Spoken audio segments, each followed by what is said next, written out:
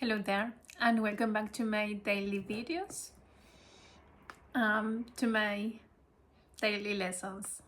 Today is lesson 71. Only God's plan for salvation will work. Oh my God, this is another long text.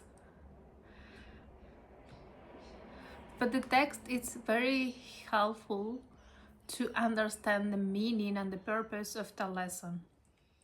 I think it's very interesting to, in my case, to read the text. So let's go. You may not realize that the ego has set up a plan for salvation in opposition to God's. The purpose of these lessons is trying to but make a dissolution of the ego. The ego is the character that you believe that you are. It's the actor in this life. All the things that you have learned throughout your life, the things that you have to do, you must to do, all this is a construction of your ego. It's not the real being, it's not the real self.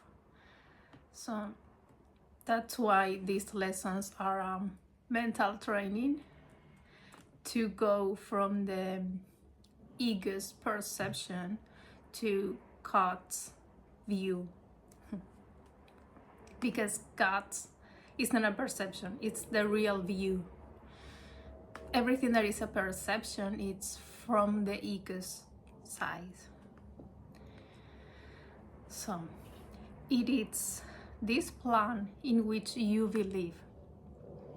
Since it is the opposite of God's, you also believe that to accept God's plan in place of the ego's is to be damned.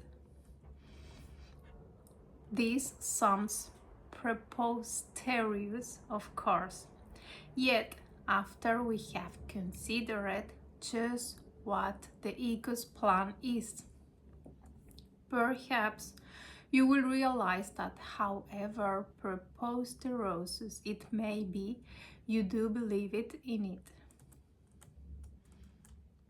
The ego's plan for salvation centers around holding grievances. It maintains that if someone else spoke or acted differently, if some external circumstance or event were changed, you would be saved. Thus, the source of salvation is constantly perceived as outside yourself.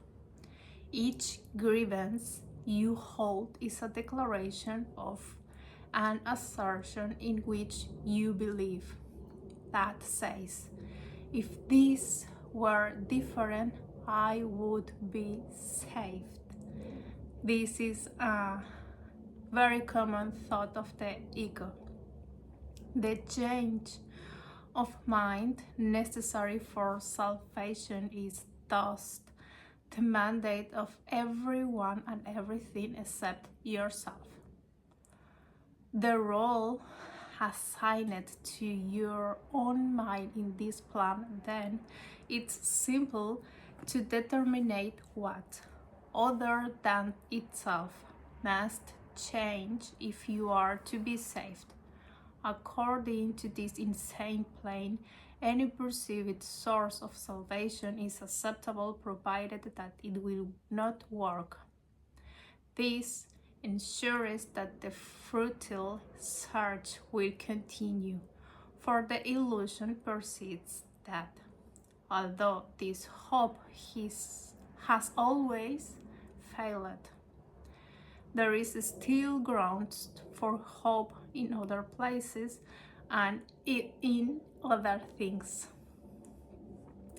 Another person will yet serve better. Another situation will yet offer success. That is the trump, not the trigger. That is the ego stuff. Always believing that the next person is going to be better. In the next situation, I'm going to be safe. In living in another place, I'm going to feel better. All that kind of things is from the ego.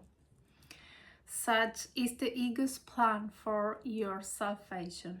So the ego is always seeking salvation in the outside world.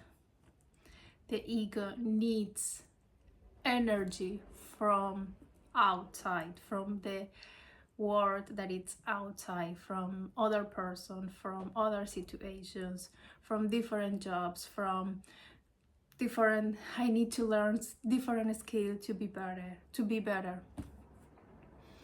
All that kind of thought is from ego. It's different if you want to learn a skill because you want to learn, not because you have to prove to someone else, because you need it in order to get something. That is ego stuff. Such is the ego's plan for your salvation.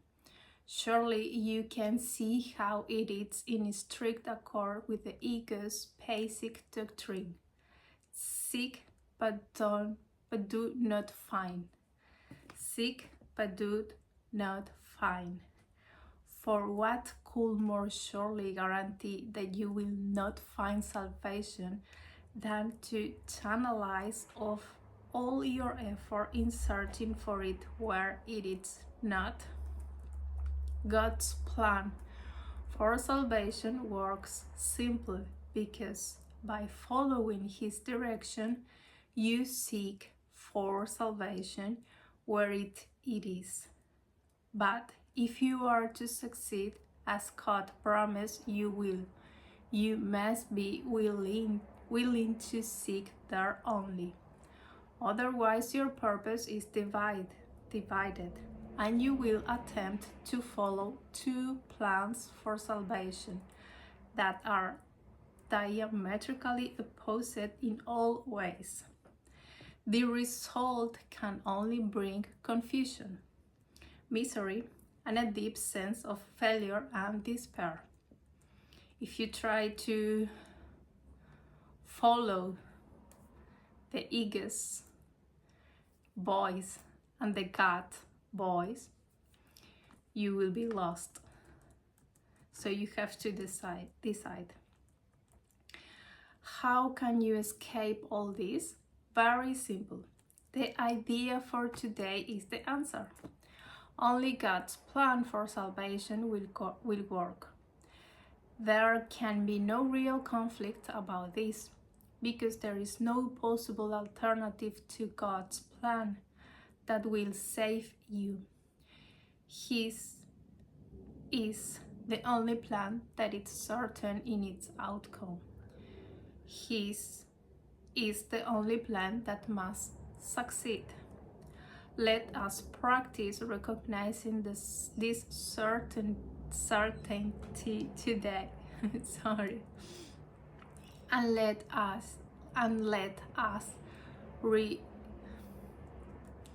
oh gosh, I'm reading this word and in my mind it's Spanish. And let us rejoice that there is an answer to what seems to be conflict with no resolution possible. All things are possible to God. Salvation must be yours because of His plan, which cannot fail.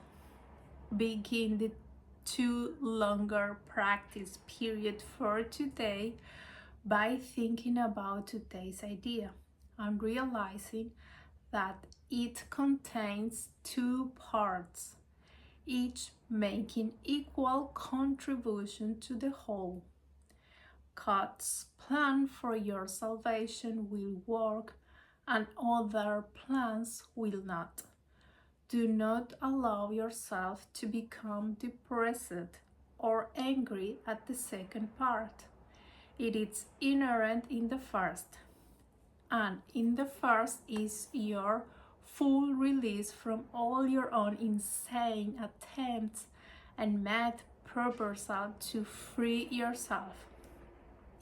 They have led to depression and anger, but God's plan will succeed. It will lead to release and joy. Remember this. Let us devote the remainder of the extended practice period to asking God to reveal His plan to us. Ask Him very specifically, what would you have me do? Where would you have me go? What would you have me say? And to whom? With this answer, with these questions, we are allowed to allow ourselves to receive the God's answers. Because let's think for a moment. How many times we are trying to do things in our manner and they don't work.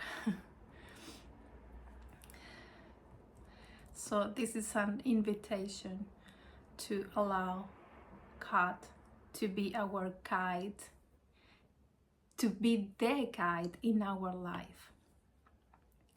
Give Him full charge of the rest of the practice period and let Him tell you what needs to be done by you in His plan for your salvation. He will answer in proportion to your willingness to hear His voice. Refuse not to hear.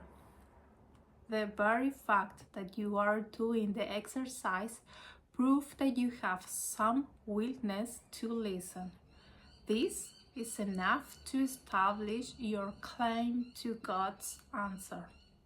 In the shorter practice period, tell yourself often that God's plan for salvation and only His will work.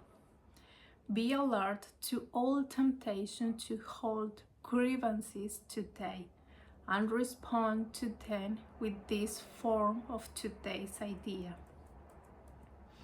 Pay attention to all your grievances appearing in your mind and repeat this idea as soon as you see yourself thinking in a grievance. Holding grievances is the opposite of God's plan for salvation, and only His plan will work. Try to remember today's idea some 6 or 7 times an hour. The curse is getting challenging. The more you repeat these ideas, the more your mind is absorbing this new knowledge. There could be no better way to spend a half minute or less than to remember the source of your salvation and to see it where it is. This is the idea for today. And the practice for the whole day.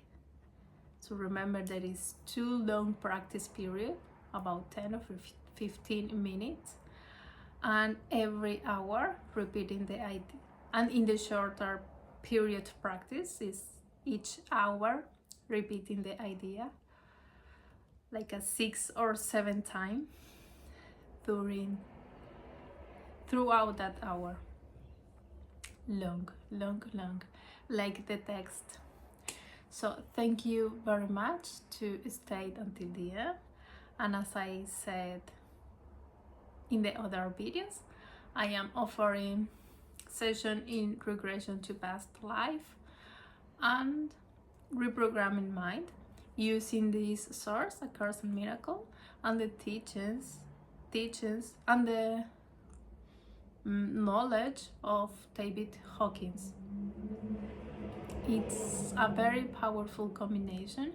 I've been doing session in Spanish about this, and all the people who has done these sessions, they change their perceptions about different situations that they were living in their life. So I have very positive feedback in this in Spanish, so I would like to implement this also in English. So if you want to know more information, just let me know. You can write me.